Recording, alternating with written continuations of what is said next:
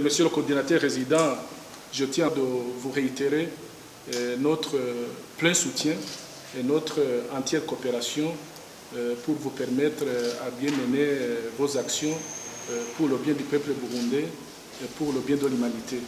Les portes de notre ministère vous seront toujours ouvertes. Vous pouvez à chaque fois, en cas de besoin, toquer à la porte. Vous serez bien reçu par moi-même personnellement ou par mes adjoints. Mais soyez à l'aise.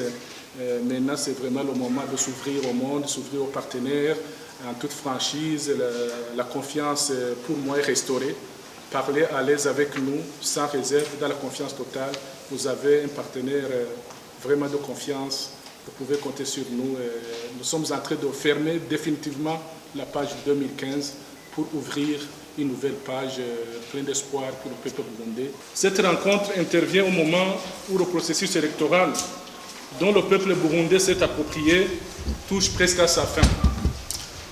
Tous les scrutins se sont déroulés dans un climat détendu, apaisé, avec l'implication de tous les acteurs clés ayant décidé de prendre en main la destinée de leur patrie. Il me plaît de vous rappeler que le gouvernement burundais avait promis aux citoyens burundais et au monde entier des élections démocratiques, libres, transparentes, inclusives et apaisées. Chose promise, chose faite. Aujourd'hui, l'état d'esprit des Burundais, la preuve de maturité politique dont il fait montre, constitue une fierté de cette grande nation au cœur de l'Afrique. Monsieur le coordinateur résident, distingués invités, mesdames, messieurs, qu'il me soit permis de vous prendre à témoin oculaire de la cohabitation pacifique des Burundais, de la sécurité sur tout le territoire national, de la tranquillité et la paix retrouvée. Contrairement au panorama présenté par certains acteurs, le respect de tous les droits de l'homme, politiques, économiques et sociaux, l'ouverture de l'espace politique ainsi que la liberté d'expression sont une réalité au Burundi, malgré les quelques défis qui restent encore à relever. Dans son élan de garant de la paix et de la sécurité de son peuple, le nouveau gouvernement se veut laborieux et déterminé à faire face à certains comportements irresponsables de nature à ternir l'image de notre pays. La détermination et l'engagement du nouveau gouvernement à œuvrer pour l'intérêt de la nation tel qu'est retracé dans le discours-programme prononcé par son Excellence Évariste Ndayishimiye, président de la République du Burundi, lors des cérémonies de son investiture, donne plus d'espoir, non seulement au peuple burundais, mais également à la communauté internationale dont vous faites partie. Vous êtes donc interpellés à être nos ambassadeurs, non seulement auprès des Nations Unies, mais également auprès de vos pays respectifs.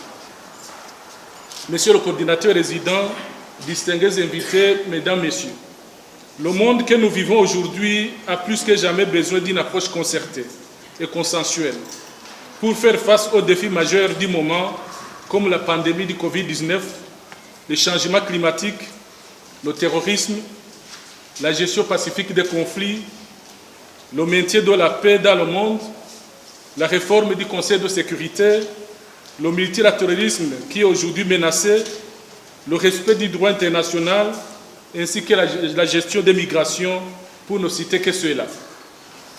Le Burundi est particulièrement concerné par les changements climatiques.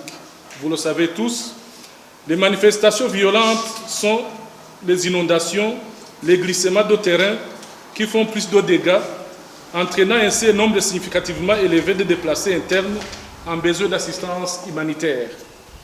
Je saisis cette occasion pour exprimer, au nom du gouvernement du Burundi, notre gratitude envers l'équipe Pays des Nations Unies au Burundi pour ses interventions multiformes en faveur des citoyens burundais dans le besoin.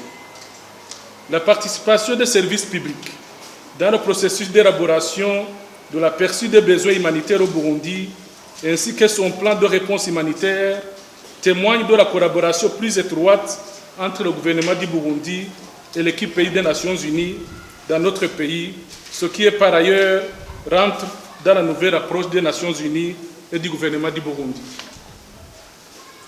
La pandémie du Covid-19, quant à elle, Malgré le nombre de cas confirmés encore limité dans notre pays, elle pèse tout son poids sur tous les secteurs de la vie socio-économique du pays.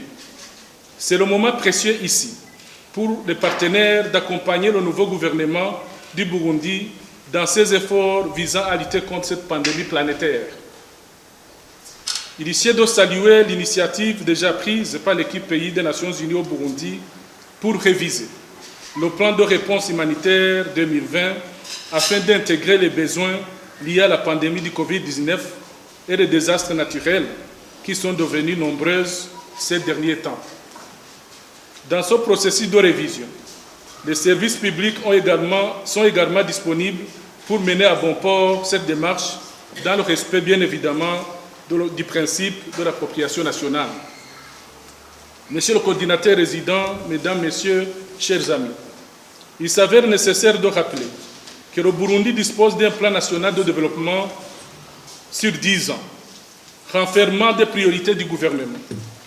Vous vous souviendrez qu'en décembre 2016, les États membres des Nations Unies, dans le cadre de l'examen quadriennal complet des activités opérationnelles de développement du système des Nations Unies, ont recommandé aux Nations Unies de renforcer les liens entre le développement, l'action humanitaire et la paix, l'appropriation et le leadership nationaux, en s'appuyant sur les efforts existants et en utilisant le plan cadre d'aide au développement, UNDAF, et des cadres de planification équivalents.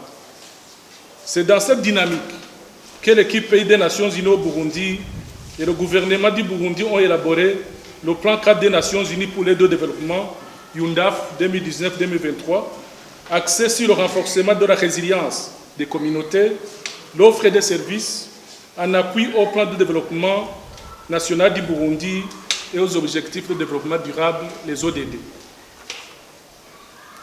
Je serai donc gré à toutes les agences des Nations Unies au Burundi de bien vouloir aligner les interventions au plan national de développement du Burundi 2018-2027 et surtout d'intégrer les 6 priorités que son Excellence, Monsieur le Président de la République, a mises en exergue dans son discours-programme que tout le monde a entendu.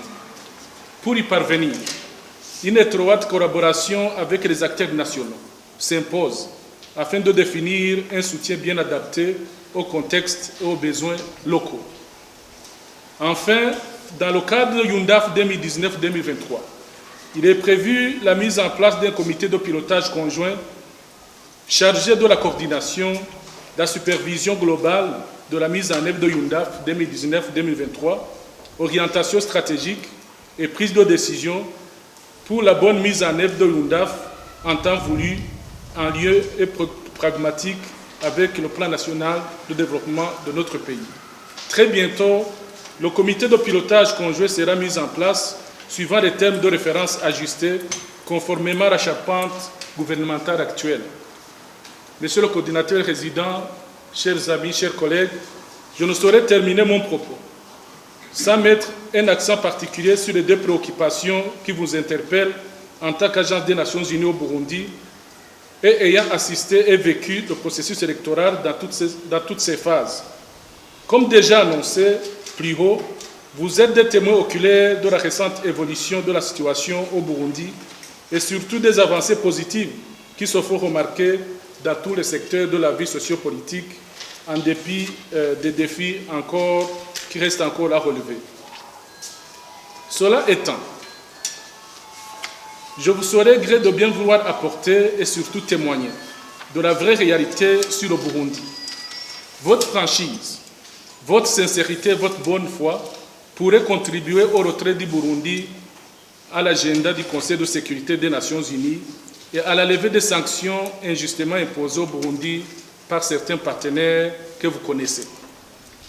Le temps est venu de normaliser les relations diplomatiques avec les partenaires traditionnels et non traditionnels du Burundi, mais également il est l'heure d'ouvrir la porte aux nouveaux partenaires qui voudront bien développer les relations mutuellement bénéfiques avec notre pays.